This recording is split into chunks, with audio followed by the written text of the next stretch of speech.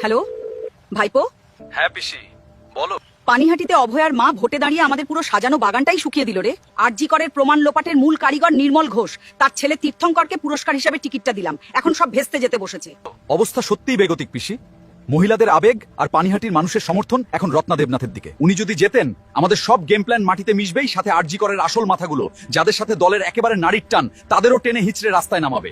তাহলে যা হোক কিছু একটা কর, দরকার হলে ভোটের আগেই রত্না দেবনাথকে চিরতরে সরিয়ে ফেল।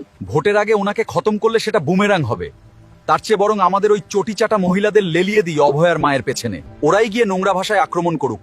মিডিয়াতে আমরা এই ন্যারেটিভটাই সেট করব যে বাংলার মহিলারাই এখন অভয়ার মায়ের ওপর ক্ষেপে আছে।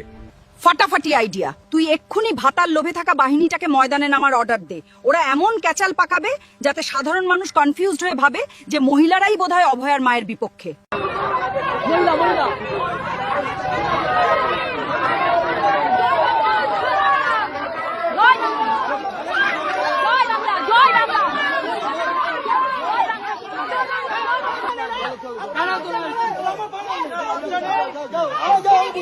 আমি বুঝবো